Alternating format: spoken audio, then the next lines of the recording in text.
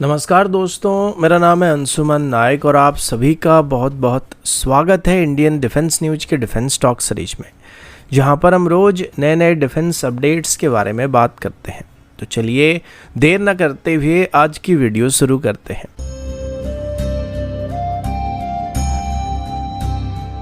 आज की पहली अपडेट डीआरडीओ और इंडियन एयरफोर्स की तरफ से है। रिपोर्ट्स के मुताबिक डीआरडीओ और इंडियन एयरफोर्स की तरफ से अभी BrahMos air launch supersonic cruise missile को अपग्रेड करने की बात शुरू किया जा रहा है, जिसका रेंज अभी 450 किलोमीटर है, लेकिन नए वर्जन में इसकी रेंज को 800 किलोमीटर तक बढ़ाने का प्लान किया जा रहा है। ये स्टेप 800 किलोमीटर रेंज वाली लैंड बेस्ड ब्रह्मोस का सक्सेसफुल टेस्ट के बाद लिया जा रहा है। ब्रह्मोस ए के बारे में बात करें तो ये ब्रह्मोस का एक एयर लॉन्च्ड वेरिएंट है, जिसे सिर्फ Su-30 MKI से लॉन्च किया जा सकता है। ऑपरेशन सिंदूर के टाइम पर ब्रह्मोस मिसाइल को 6 से 7 मई के बीच पहली बार एक्टिव ड्यूटी में इस्तेमाल किया गया था, जहां पर 12 से 15 ब्रह्मोस ए मिसाइल को पाकिस्तान के 11 मेजर एयरवेज पर लॉन्च किया गया था और सभी टारगेट को इजीली यूटिलाइज कर दिया गया था, जिसमें राफीकी, सरगोदा और जकवाबाद भी शामिल थे। इस स्ट्राइक ने पाकिस्तानी एयरफोर्स के रनवेज, कमांड सेंटर और एयर डिफेंस सिस्टम को पूरी तरीके से तबाह कर दिया था, जो कि इस मिसाइल की एक्यूरेसी और डिस्ट्रक्टिव पावर का प्रूफ देता है।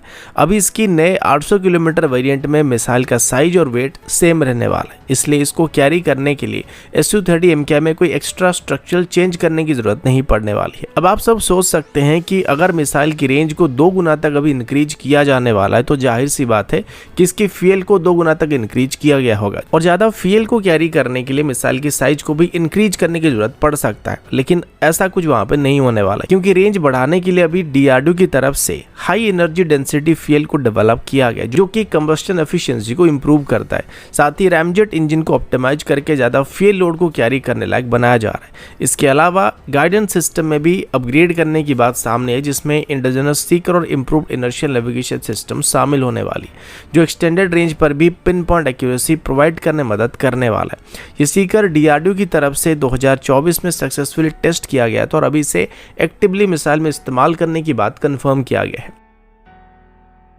अगला अपडेट डीआरडीओ की तरफ से है। रिपोर्ट्स के मुताबिक डीआरडीओ की तरफ से अभी अपने next generation beyond visual range की एयर टू एयर मिसाइल अस्त्र मार्क 3 को ऑफिशियली गांडीव का नाम दिया गया है, जो कि महाभारत में अर्जुन के धनुष के नाम पर रखा गया है। लेकिन मीम की दुनिया की बात करें तो इसे दुश्मन की फाड़ने के लिए बनाया गया, जिस वजह से इसे गांडीव का नाम दिया गया है।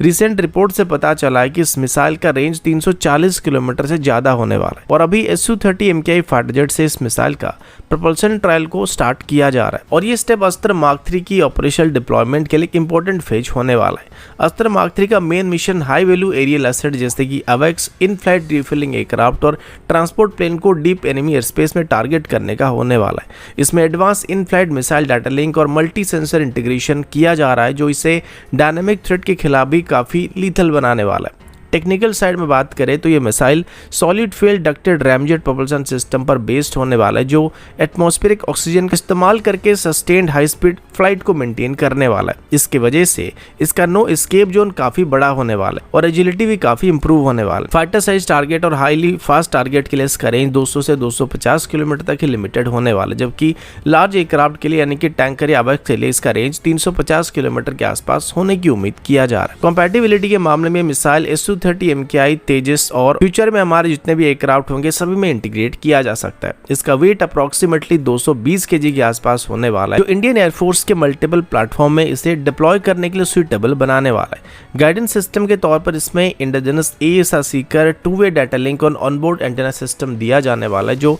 ग्राउंड रडार, अवेक्स और स्पेस बेस्ड सेंसर से कंटिन्यू अपडेट ले सकता है। इसका मतलब है कि यह मिसाइल फ्लाइट के बीच में अपना कोर्स एडजस्ट करके मूविंग टारगेट को भी एक्यूरेटली हिट कर सकता है। डीआरडीओ की तरफ से SFDR प्रोपल्सन का ग्राउंड टेस्टिंग दिसंबर 2024 में सक्सेसफुली ओडिशा के इंटीग्रेटेड टेस्ट रेंज में कंप्लीट किया गया था। अभी इसका इन फ्लाइट ट्रायल को Su-30 MKI से करने का प्लान किया जा रहा है, जहां पर एवियोनिक्स इंटीग्रेशन, रडार कॉम्पैटिबिलिटी और सीकर परफॉर्मेंस को टेस्ट किया जाने वाला है। स्ट्रेटेजिक एंगल से देखा जाए तो अस्त्र मार्क 3 पाकिस्तान के M120 एमराम मिसाइल और चाइना की PL-15E मिसाइल से काफी सुपीरियर होने वाला है, जो कि इंडियन एयरफोर्स की सभी एयरक्राफ्ट को पाकिस्तान और चाइना के फाइटर के अगेंस्ट में एयर सुपीरियरिटी को मेंटेन करने में मदद करने वाला है। अगला अपडेट भी डीआरडीओ की तरफ से। रिपोर्ट्स के मुताबिक डीआरडीओ की तरफ से अभी एक advance anti-ship ballistic missile interceptor system को डेवलप किया जा रहा है जो M2 मिसाइल पर बेस्ड होने वाला है। इसका रेंज अप्रॉक्सीमेटली 250 किलोमीटर से 300 किलोमीटर तक होने वाला है। ये सिस्टम इंडियन एयरफोर्स और इंडियन नेवी दोनों के लिए भी बनाया जा रहा है और इसकी ट्रायल को 2027 में स्टार्ट करने का उम्मीद किया जा रहा है, जो भारत की लेड मिसाइल डिफेंस प्रोग्राम में एक बहुत बड़ी लीफ होने की उम्मीद किया जा रहा है। इस डेवलपमेंट का टाइमिंग भी काफ़ी क्रूशियल है क्योंकि चाइना की पीपल लिबरेशन आर्मी नेवी की तरफ से DF-21D और DF-26 जैसे long range carrier killer missile को डिप्लॉय किया जा चुका है, जो कि हाइपरसोनिक मिसाइल होता है और ये मूविंग नेवल एसेट को टारगेट कर सकते हैं। अभी डीआरडीओ की तरफ से डेवलप किए जा रहे नई LRSAM Mark 7 तक की स्पीड में आने वाले बैलिस्टिक मिसाइल को इंटरसेप्ट करने का क्लेम किया जा रहा है, जो इंडियन नेवी के एयरक्राफ्ट कैरियर, डिस्ट्रॉयर, फ्रिगेट जैसे वेसल को एक स्ट्रॉन्ग प्रोटेक्टिव शील्ड को प्रोवाइड करने वाला है। डीआरडीओ के ऑफिशियल्स के मुताबिक ये सिस्टम यूनाइटेड स्टेट नेवी के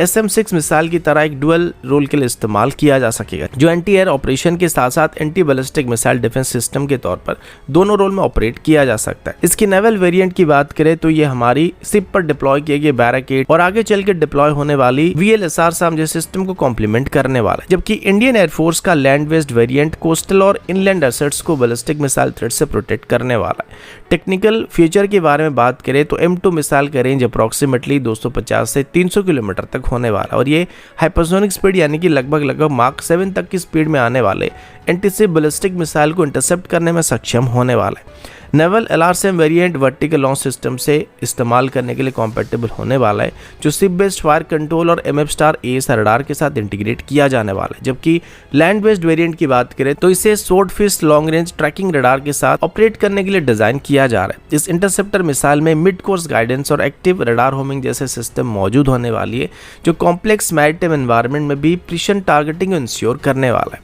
डुअल रोल कैपेबिलिटी का मतलब है कि एयरक्राफ्ट, ड्रोन्स और क्रूज मिसाइल के अलावा बैलिस्टिक मिसाइल को भी टारगेट करने में सक्षम होने वाला है, लेकिन खास करके इसको लॉन्ग रेंज और हाई वैल्यू इनकमिंग प्रोजेक्टाइल को ही डिस्ट्रॉय करने के लिए इस्तेमाल किया जाने वाला है। स्ट्रेटेजिक पर्सपेक्टिव से देखा जाए तो 2027 के ट्रायल के बाद LRSAM को नेवी के नेटवर्क एयर डिफेंस आर्किटेक्चर में इंटीग्रेट किया जाने वाला है, जो सैटेलाइट, एवेक्स और शोर बेस्ड रडार से रियल टाइम डाटा लेके ऑपरेट करने वाला है और ये इंडियन नेवी के मॉडर्नाइजेशन प्लान का एक मेजर पार्ट होने वाला है।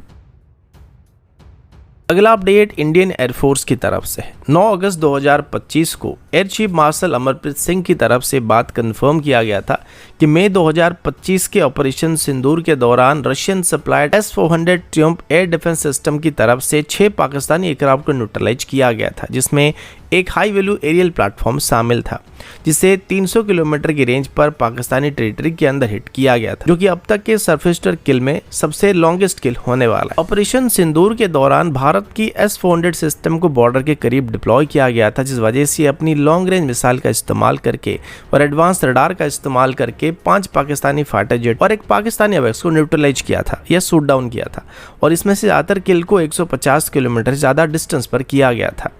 लेकिन सबसे लंबा किल जो था वो 300 किलोमीटर के आसपास होने की बात कंफर्म हो चुका है। इसके बाद इफेक्टिवली पाकिस्तानी एयर स्पेस में एक नो फ्लाई जोन को क्रिएट कर दिया गया था, जिस वजह से इंडियन एयरफोर्स के पायलट को एयर टू एयर कॉम्बैट का रिस्क लेने की जरूरत नहीं पड़ी थी। रिसेंट रिपोर्ट के मुताबिक इंडियन एयरफोर्स की तरफ से अभी अपने एयर डिफेंस नेटवर्क को और भी अपग्रेड करने के लिए S-500 प्रोमीथियस को भी अपने सर्विस में शामिल करने का प्लान किया जा रहा है। यह रशिया का नेक्स्ट जनरेशन सिस्टम है, जो कि एयरक्राफ्ट को 600 किलोमीटर की दूरी से और बैलिस्टिक मिसाइल को 500 किलोमीटर की दूरी से एंगेज कर सकता है, और खास करके हाइपरसोनिक टारगेट को Mark 20 की स्पीड पर इंटरसेप्ट करने की कैपेबिलिटी इसको S-400 सिस्टम से भी ज्यादा खतरनाक बनाने वाला है। S-500 के पैरेलल में डीआरडीओ की तरफ से भी भारत इलेक्ट्रॉनिक लिमिटेड के साथ मिलकर इंडिजिनस प्रोजेक्ट कूसा को भी डेवलप किया जा रहा है, जो mobile long range surface to air missile system होने वाला है। फेज 1 के अंदर इसमें 3 वेरिएंट की इंटरसेप्टर मिसाइल को डेवलप किया जा रहा है, जिसमें M1 वेरिएंट का रेंज 150 किलोमीटर, M2 वेरिएंट का रेंज 250 किलोमीटर, M3 वेरिएंट का रेंज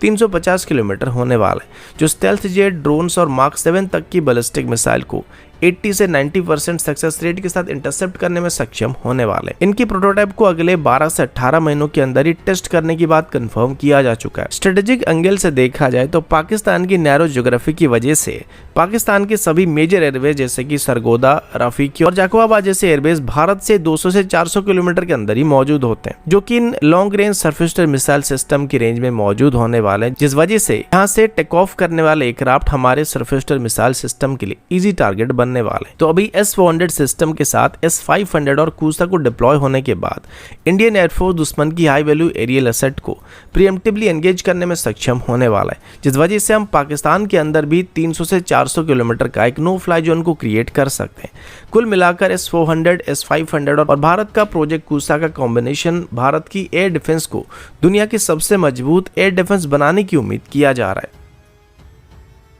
अगला अपडेट भारत की सिविल एविएशन और एरोस्पेस सेक्टर की तरफ से 7 फरवरी 2025 को न्यू दिल्ली में union civil aviation minister Ram Mohan Naidu की तरफ से एक हाई लेवल मीटिंग को अरेंज किया गया था, जिसमें MOCA, DGCA, DRDO, CSIR, AESI के सीनियर ऑफिशियल शामिल थे। इस मीटिंग का मेन एजेंडा भारत को ग्लोबल एरोस्पेस हब बनाने के लिए एक जॉइंट रोड मैप को तैयार करने का था। सबसे बड़ी हाईलाइट इसमें RTS-90 एयरक्राफ्ट को लेकर किया गया था, जो कि एक 90 सीटर रीजनल ट्रांसपोर्ट एयरक्राफ्ट होने वाला है, जिसे अभी HAL और नेशनल एरोस्पेस लैबोरेटरी यानी कि नाल की तरफ से कोलैबोरेट करके डिजाइन करने का प्लान किया जा रहा है। इसका एम बोइंग और एयरबस की डुओपोली को तोड़ने का है और एक completely made in India commercial airline को भारत में डेवलप करने का होने वाला है, जो कि रीजनल कनेक्टिविटी के लिए परफेक्ट बनने वाला है। रिपोर्ट्स के मुताबिक HAL इस प्रोजेक्ट का लीड मैन्युफैक्चर होने वाला है और नेशनल एरोस्पेस लैबोरेटरी की तरफ से इसकी डिजाइन और एरोडायनामिक सिस्टम को डेवलप किया जाने वाला है। DRDO और CSR की तरफ से प्रोपल्सन सिस्टम और एडवांस मेटेरियल को डेवलप और प्रोवाइड किया जाने वाला है, जबकि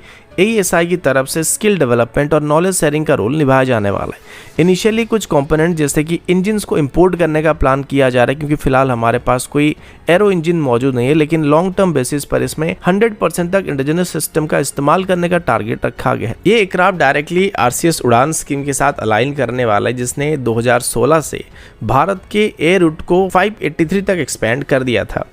जिससे टियर 2 और टियर 3 सिटीज में एयर ट्रैवल अफोर्डेबल एक्सेसिबल हो पाया है। RTA-90 के लॉन्च से इंपोर्टेड एयरक्राफ्ट पर हमारी डिपेंडेंसी कम होने वाली है, ऑपरेशनल कॉस्ट रिड्यूस होने वाली है और रूरल और रिमोट एरिया में या रीजन में नेशनल इकोनॉमी में इंटीग्रेट करना आसान होने वाला है। इसके अलावा मिनिस्ट्री ऑफ एविएशन की तरफ से अभी MSMEs को एविएशन सेक्टर की मैन्युफैक्चरिंग में बड़ा रोल देने का और इंडियन OEMs को ग्लोबल मार्केट में एक्सेस दिलाने के भी प्लान किया जा रहा है। तो दोस्तों अभी के लिए इतना ही, मिलता हूँ आपसे अगले वीडियो में, तब तक के लिए जय हिंद, वंदे मातरम।